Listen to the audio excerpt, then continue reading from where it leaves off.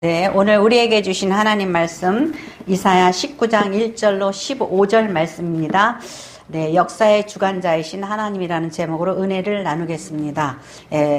이제 그 13장서부터는 이방 나라에 대한 하나님의 심판에 대해서 말씀하고 있는데, 특히 이 애굽은 당대에 가장 주도권을 가지고 있는, 세계를 제패하고 있는 그러한 부강한 나라였단 말이에요. 애굽이 지금의 이집트죠. 가장 그러한 큰 나라였어요.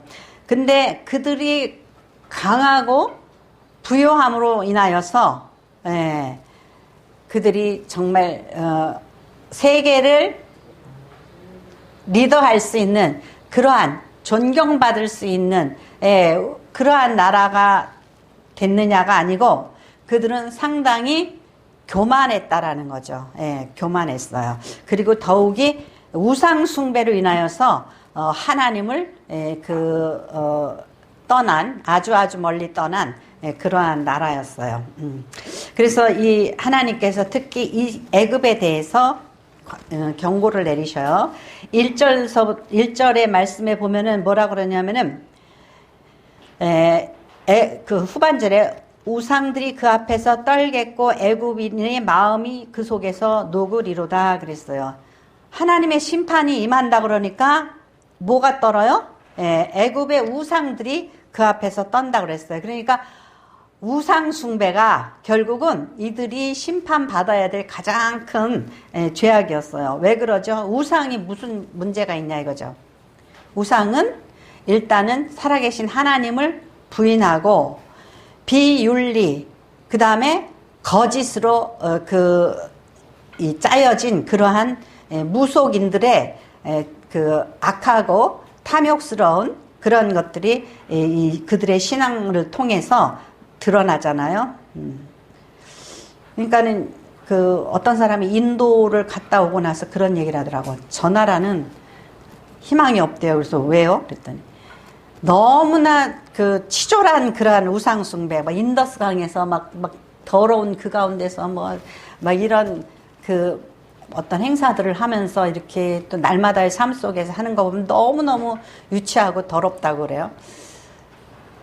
그러니까 여러분들이 무속인들한테 간다라는 게 굉장히 저속한 일일 수밖에 없는 게, 그들이 마귀의 아비가 뭐예요? 거짓의 왕이에요.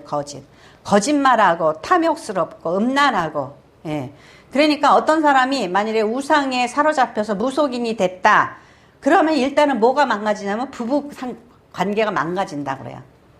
이 인간이 가장 윤리적이고 도덕적이고 배신하지 않고 신의를 지켜야 되는 부부 사이가 망가진다 그러는 거예요. 그래서 이러한 그 더럽고 음란하고 탐욕스러운 이런 우상 숭배 있죠.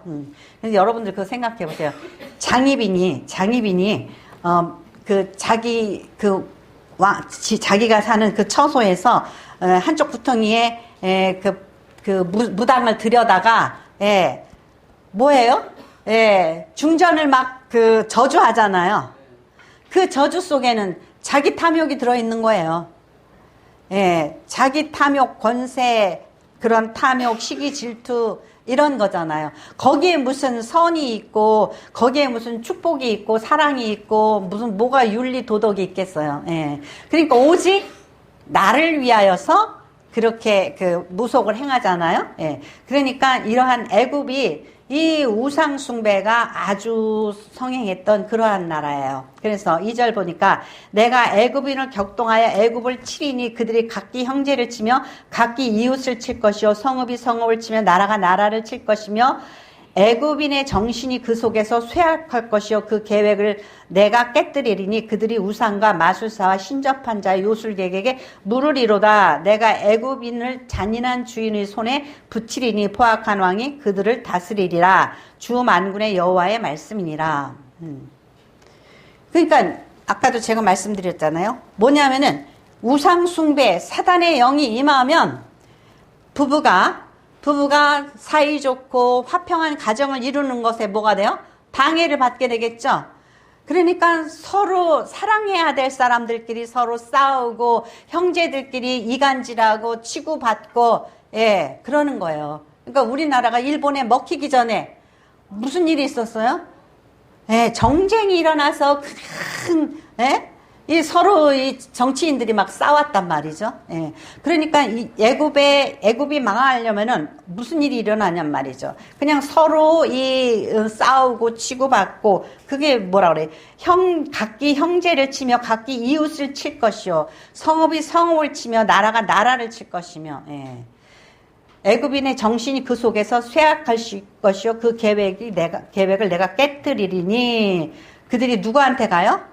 우상과 마술사한테 가서 가가지고 그 우상한테 빌고 우상한테 점치고 이러면서 그들이 그래서 이 강한 손 그러니까 아수르에게 이들을 먹히게 할 거란 말이죠. 네. 5절 바닷물이 없어지겠고 강이 잦아져서 마르겠고 강들에서는 악취가 나겠고 이 우리나라가 이 한강을 중심으로 해서 수도를 정하게 됐잖아요. 이 한강이 얼마나 많은 곡창지대를 만들고 많은 사람들에게 물을 공급하고 그죠? 이 세계 4대 문명이 발달한 곳에 뭐가 있어요? 강이 있잖아요. 티그리스강, 유프레데스강은 메소포타미아 문명을 일으켰고 그곳이 지금의 이라크예요. 이라크를 중심으로 해가지고 그 문명이 일어났단 말이에요. 나일강을 중심으로 해서 그죠? 이집트의 문명이 일어났잖아요. 나일강. 그 다음에 인더스강, 그 인도의 인더스강, 또 중국의 황하강. 그 4대 문명이 일어난 곳에 다 강이 있었어요. 근데 그들이 자부하는 이 나일강에 무슨 일이 일어났냔 말이죠. 나일강이 젖어서 마르겠고 강들에서는 악취가 나겠고, 우리나라 이번에 이제 태풍이 안 왔잖아요. 태풍이 오는 게 한편으로는 정말 돈으로 헤아릴 수 없는 그러한 유익을 준다 그래요. 왜 그러냐면은 이 더러운 이 강바닥을 청소를 해주는 거야. 확 뒤집어 버리잖아요. 그러니까 이제 녹조 현상도 안 나고 깨끗한 물이 흘러가죠. 근데 이제 이 태풍이 안 와서 참 다행이다. 심한 태풍이 저렇게 막 중국하고 인도를 다 뒤집었잖아요. 근데 그렇게 심한 태풍은 무섭지만은 어느 정도의 태풍이 일어나서 이 물을 깨끗이 해주고 그러는 건 참 좋아요. 근데 그래도 있죠. 좀 평안한 가운데 이렇게 또 어젯밤에도 비가 와서 참 감사하긴 한데 이 물이 마르면은 뭐라 그래? 악취가 나고 모세의 그 10개 재앙 보면은 파리 재앙도 있죠. 아이고 세상에 유치하게 무슨 파리 재앙이 있어. 우리 생각에는 유치하지만은 메뚜기 재앙, 파리 재앙 이런 것들이 어마어마한 재앙이에요. 사람을 거의 뭐 다 그냥 휩쓸어가는 그러한 재앙이었어요. 그래서 악취가 애굽의 강물은 줄어들고 마름으로 갈대와 부들이 시들겠으며 이들이 이 갈대를 가지고 배도 만들고 있죠. 날렵한 배도 만들고 이들이 부들을 가지고 또 이런저런 것, 그다음 파피루스 있죠, 파피루스를 가지고 종이를 만들었잖아요. 이러한 근데 여기서 8절에 보니까 어부들은 탄식하며 나일강에 낚시를 던지는 자마다 슬퍼하며 물 위에 그물을 치는 자는 피곤할 것이며 세마포를 만드는 자와 배 짜는 자들이 수치를 당할 것이며 이게 뭐예요? 다 이 나일강을 중심으로 해서 풍요를 누렸던 그들이 이제 그들이 이런 것들에서 이게 가난과 궁핍으로 떨어져 버린다라는 거예요. 그러니까 이러한 이 부귀 영화조차도 누구요? 하나님의 손에 달려 있다라는 거예요. 모든 자연 환경도. 그러니까 이러한 것을 가지고 교만해서 하나님을 숭배하고 파라오는 여기다가 무슨 모자에다가 코브라를 딱 이렇게 넓적하게 코브라를 딱 해죠. 자기가 태양신이라고 그러고 자기가 뭐 어떤 그 권위를 상징하는 그러한 파라오. 그래서 11절에 소안의 방백은 어리석었고 바로의 가장 지혜로운 모사의 책략들은 우둔하여졌으니 너희가 어떻게 바르게 이르기를 나는 지혜로운 자들의 자손이라. 예. 이게요. 아까 송 집사님도 기도하셨죠. 이 위정자들이 잘못 생각하고 잘못 판단하면 나라가 어디로 곁길로 가게 되겠죠. 이 12절에 너희 지혜로운 자가 어디 있느냐 그들이 만군의 여호와께서 애굽에 대하여 정하신 뜻을 알 것이며 또 곧 내게 말할 것이니라. 소알의 방백들은 어리석었고 노베의 방백들은 미혹되었도다. 그들은 애굽의 종족들의 모퉁이 돌이기에 애굽을 그릇가게 하였도다. 네. 그들이 모퉁이 그 건물을 지을 때 가장 중요한 곳에 몇 년 몇 월 달에 축대를 놓았다 이런 것을 기록하잖아요. 그런데 이 모퉁이 돌이 되어야 될 그들이 정신이 어떻게 해요? 혼미하고 삐딱해요. 자기네들은 잘한다고 하는데 잘못 간단 말이죠. 예. 그러니까 국가의 지도자들이 자기 깐에는 잘한다고 그러는데 잘못 가요. 그럼 나중에 뭐가 나타나죠? 결과들이 나타나죠. 예. 그러면 이제 망하게 되는 거죠. 그래서 14절에 여호와께서 그 가운데 어지러운 마음을 섞으셨으므로 그들이 애굽을 매사에 잘못 가게 함이 취한 자가 토하면서 비틀거림 같게 하였으니 애굽에서 머리나 꼬리며 종려나 목가지나 갈대가 아무 할 일이 없으리라. 머리나 꼬리면은 이제 갈대 같은 것을 의미해요. 예, 비천한 이런 것. 근데 종려나무는 아주 커요. 그러니까 이 종려나무는 귀족들을 의미하고 갈대는 천민들을 의지해요. 근데 이 천민들을 의미하는데 이들이 할 일이 없다라는 거예요. 무가치한 존재들이 됐다라는 거죠. 아니 갈대가 좀 잘 열려야지만 그거 가지고 뭐 배도 만들고 그러고 뭐가 되는 게 있어야지만 일을 더 할 수 있잖아요. 근데 이러한 상황이 되어진다라는 거예요. 그래서 본문을 좀 자세하게 설명을 했는데 그래서 교만하고 강한 나라를 하나님께서 치신다는 거예요. 그러니까 내가 왕이라고 하는 그 교만한 나라가 어떻게 해요? 그 위에 하나님이 계신다라는 것을 증거해 주신다라는 거죠. 자, 계시록 29장 3절에서 5절 말씀 읽겠습니다. 같이 읽겠습니다. 너는 말하여 이르기를 주 여호와께서 이같이 말씀하시되 애굽의 바로 왕이여 내가 너를 대적하노라. 너는 자기의 강들 가운데 누운 큰 악어라. 스스로 이르기를 나의 이 강은 내 것이라. 내가 나를 위하여 만들었다 하는도다. 내가 갈고리로 내 아가미를 꺾게 빼고 너의 강의 고기가 내 비늘에서 붙게 하고 내 비늘에 붙은 강의 모든 고기와 함께 너를 너의 강들 가운데서 끌어내고 너와 너의 강의 모든 고기를 들에 던지리니 내가 지면에 떨어지고 다시는 거두거나 모으지 못할 것은 내가 너를 들짐승과 공중의 새의 먹이로 주었습니다. 아멘. 네.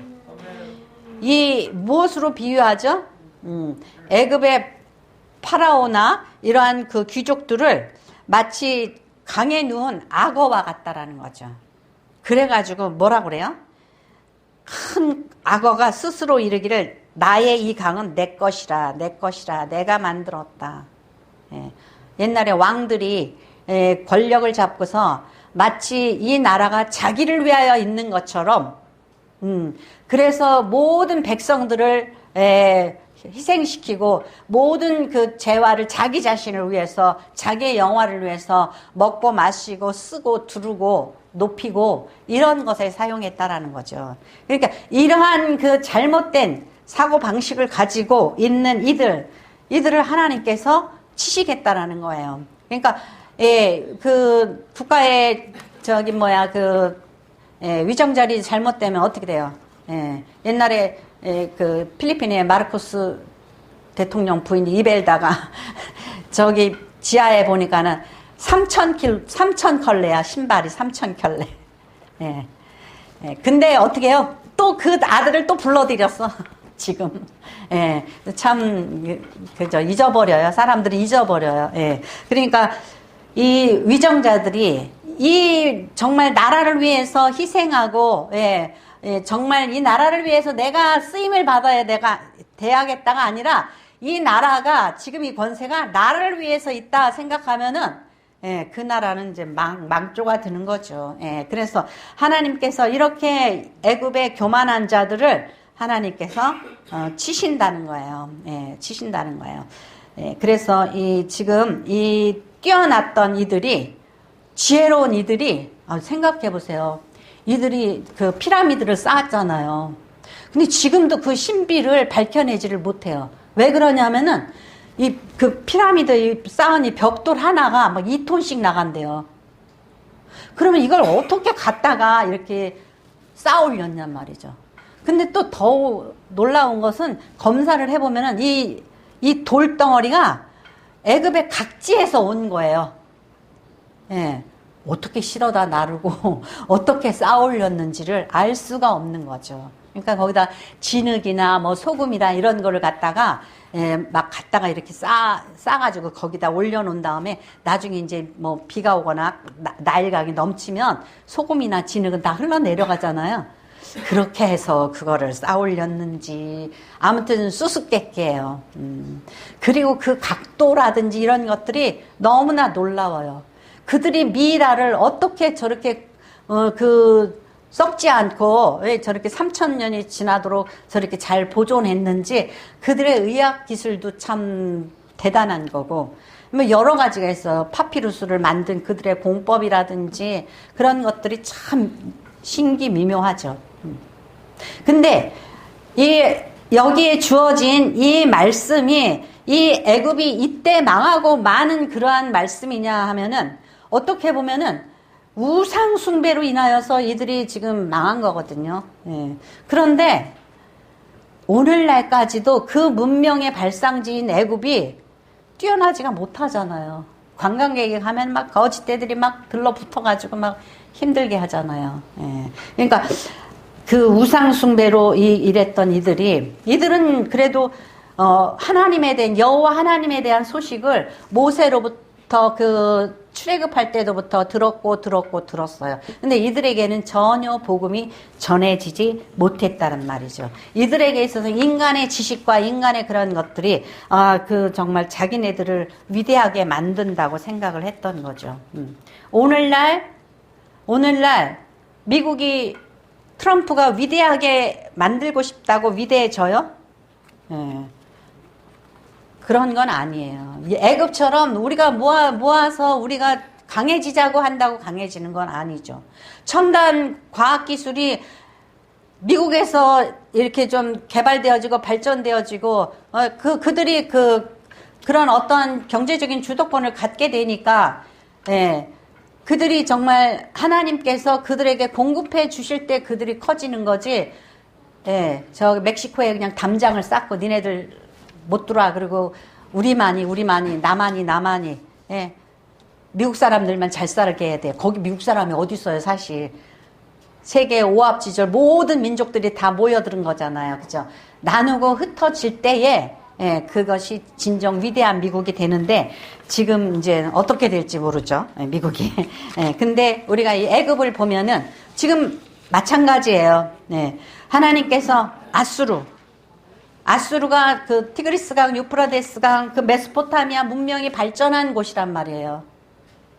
그곳에서 이라크가 터전을 잡았었고, 그 다음에 또 아수르가 터전을 잡았었고, 그 다음에 또 거기에서 이 바벨론이 좀 더 넓혔고, 그 다음에 페르시아 제국이 좀 더 넓혀가지고 이란 지역까지 막 다 강대한 나라로 그 근동을 사로잡고 있었거든요. 오늘날 대단한 거 없잖아요. 대단한 나라가 아니잖아요. 예. 그렇기 때문에 크다고, 예, 뭔가 정말 지금 내가 뭐 잘됐다고 우쭐거리면 나중에 하나님께서 쓸어버릴 때에 티끌이나 뭐 저 먼지가 되어지는 거죠. 네. 두 번째로, 그래서, 예, 그 뭐 정치나 뭐 어떤 개인이나 이런 우리가 힘들고 어려울 때에, 동맹전선을 만들어가지고, 정말 지키려고 그래요. 돈을 지키려고 그러고, 나라를 지키려고 그러고, 지키려고 그래요. 그런데 그것이 그대로 잘 되어지냐 이거죠. 하나님을 기억해야지 되는 거예요. 이스라엘이 어떻게 했죠? 북이스라엘이 아람하고 동맹을 맺어서, 어떻게 하려고 그랬어요? 아수르를 그 공격하고 아수르로부터 방어를 하려고 그랬잖아요. 근데 유다도 조그만 나라니까 북이스라엘보다도 더 조그마니까 우리도 여기 껴야지 되나? 그런데 누가 그랬어요? 이사야 선지자가 너희들은 저들과 합하지 말아라. 왜?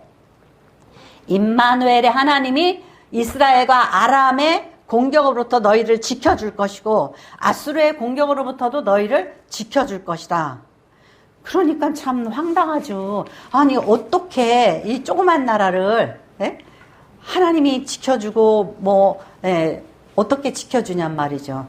그런데 놀라운 일들을 통하여서 하나님께서 역사를 하셨다라는 거예요. 그러니까 이 동맹전선을 맺어봤자 소용이 없고, 아무리 갔다가 처음에는 그랬어요. 아하스 왕이 아이고 무서워라. 그래가지고 성전에 있는 금은보화, 왕궁에 있는 금은보화를 다 갖다가 아수르 왕에게 바쳤어요. 그랬더니 다 빼앗은 다음에 그 다음에는 돌이켜서 공격하려고 그러죠. 세상이 그런 거예요. 내 거 다 뺏어 먹더니 나중에는 도와줄게 그러더니 공격해요. 그랬는데 이사야 선지자는 아니라 이거죠. 하나님이 도와주시리라. 자, 이사야 17장 9절에서 10절 말씀 같이 읽겠습니다. 그날에 그 견고한 성읍들이 옛적에 이스라엘 자손 앞에서 버린 바 된 숲풀 속의 처소와 작은 산 꼭대기의 처소 같아서 황폐하리니 이는 내가 내 구원의 하나님을 잊어버리며 내 능력의 반석을 마음에 두지 아니한 까닭이라. 그러므로 내가 기뻐하는 나무를 심으며 이방의 나무 가지도 이종하는도다. 아멘. 네.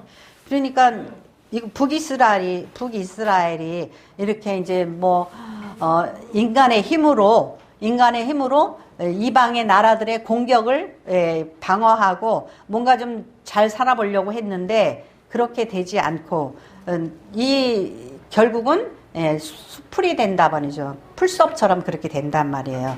그러니까는 황폐해지니까 어떻게 해요?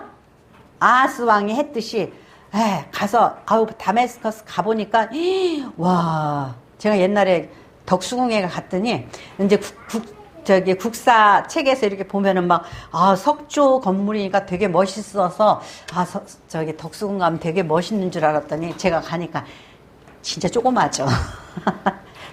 조그마해요. 그래가지고 이게 뭐야 그랬거든요. 아하스 왕이 그랬단 말이에요. 아하스 왕이 아수르 왕을 만나러 다메스커스에 갔어요. 갔더니 와, 신전을 보니까 으리으리 번쩍해. 아이고 우리는 그냥 이게 뭐야.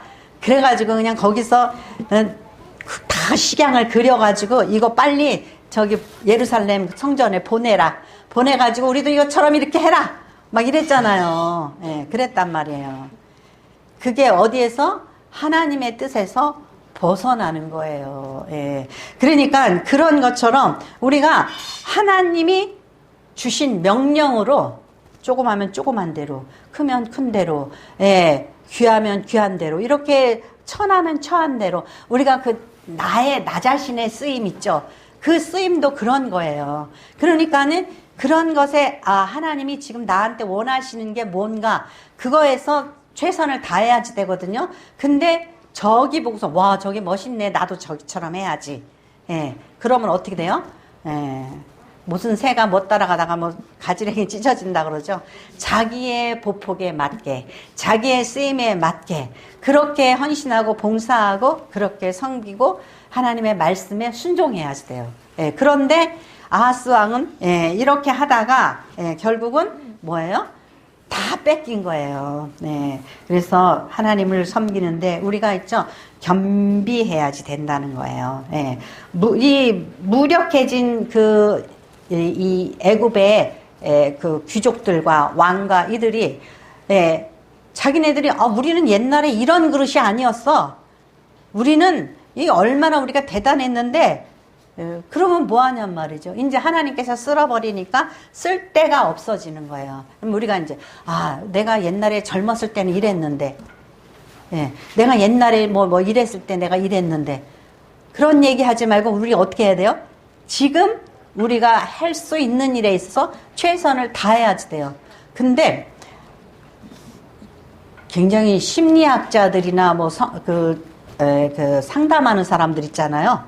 그런 사람들이 이렇게 내 던지는 말을 너무나 그럴듯해요.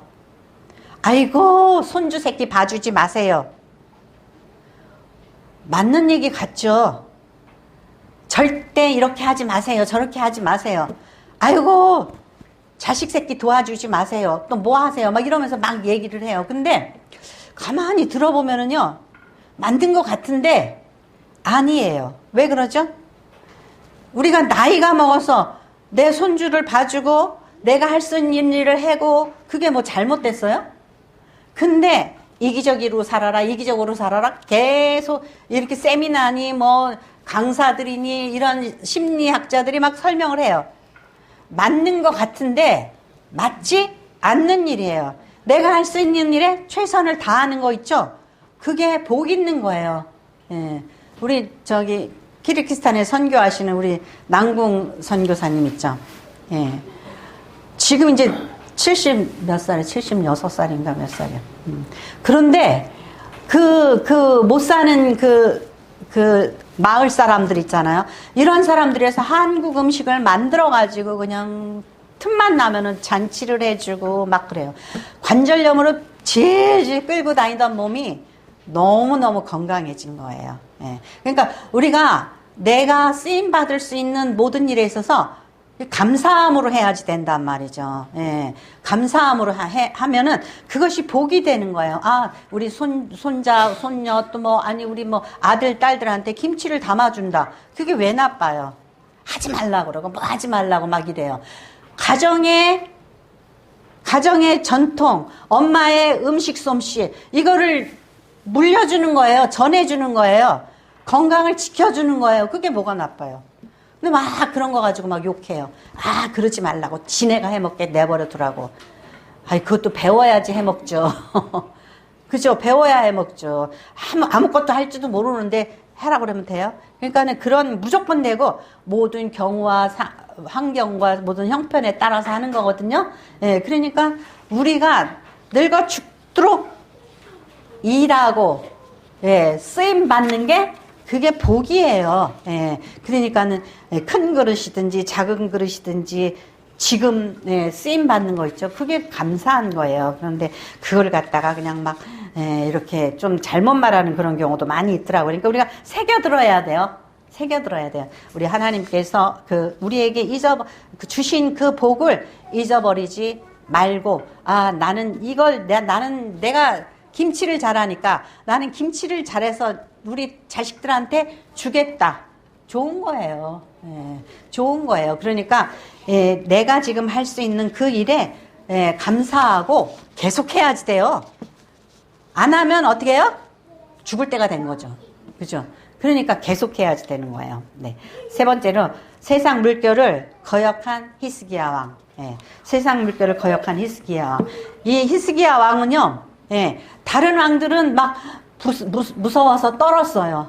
아이고, 저 아수르가 이렇게 침범을 하고 아수르가 성 밖에 와가지고 겁을 주는 거예요. 야, 히스기야야, 빨리 항복해. 뭘 꾸물거리고 있어? 빨리 항복해. 이랬단 말이에요. 자, 이사야 36장 4절에서 7절 말씀 같이 읽겠습니다. 랍사게가 그들에게 이르되 이제 히스기야에게 말하라. 대왕 아스로 왕이 이같이 말씀하시기를 내가 믿는 바 그 믿는 것이 무엇이냐. 내가 말하노니 내가 좋게 싸울 계획과 용맹이 있노라 함은 입술에 붙은 말뿐이니라. 내가 이제 누구를 믿고 나를 반역하느냐. 보라, 내가 애굽을 믿는도다. 그것은 상한 갈대 지팡이와 같은 것이라. 사람이 그것을 의지하면 손에 찔리리니 애굽은 왕 바로는 그를 믿는 모든 자에게 이와 같으니라. 혹시 내가 내게 이르기를 우리는 우리 하나님 여호와를 신뢰하노라 하리라마는 그는 그의 산당과 제단을 히스기야가 제하여 버리고 유다와 예루살렘에 명하기를 너희는 이 제단 앞에서만 예배하라 하던 그 신이 아니냐 하셨느니라. 아멘. 이게 무슨 내용이냐면요, 이 랍세게가 바로 예루살렘 성 밖에 와가지고서는 그러는 거예요. 히스기야한테 말하는 거야. 야, 빨리 우리 대왕한테 항복해. 뭘 꾸물거리고 있어? 무슨 니네들이 무슨 뭐 힘이 있어? 무슨 책략이 있어? 예, 그렇게 조롱하는 거예요. 그러면서 내가 이제 누구를 믿고 나를 반역하느냐? 너네들 지금 누구 믿는 거야? 애굽왕? 애굽왕은 뭐라고 그러죠? 그것을 의지하면 손에 찔리는 갈대 지팡이 같다라는 거예요. 왜냐하면은 이게 겉보기에는 튼튼해 보여가지고 이렇게 짚었더니 우지직 하면서 몸을 콱 찔러버린다는 거예요. 애굽이 그렇다는 거죠. 애굽왕 바로는 그를 믿는 모든 자에게 이와 같으니라. 혹시 내게 이르기를 우리는 우리 하나님 여호와를 신뢰하노라 하리라마는, 예. 하나님을 하리라마는 여기 내용이 좀 잘못 번역이 됐다고 볼까? 의역을 해야지 돼요. 무슨 소리냐면은 그 히스기야 왕이 산당과 뭐 여기저기 막 있지, 산에 이렇게 있는 그 신당들 있죠? 그것들을 다 없애라고 그랬단 말이에요.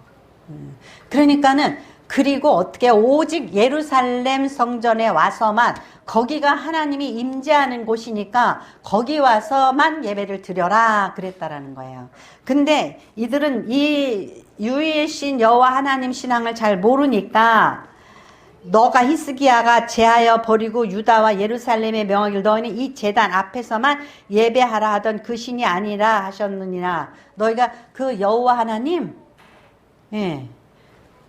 근데 이 아수르 왕은 산당이나 신당이라든가 이 산에 있는 이런 히스기야 왕이 제하여 버리라고 한 그것도 여호와 하나님을 섬기는 산당인 줄 알고, 예. 옛날에 뭐 다 제하여 버리라며, 그러고서 이제 무슨 여호와 하나님의 그 도움을 받으려고 그래? 이러면서 잘 모르니까 지금 빈중거리는 거예요. 예.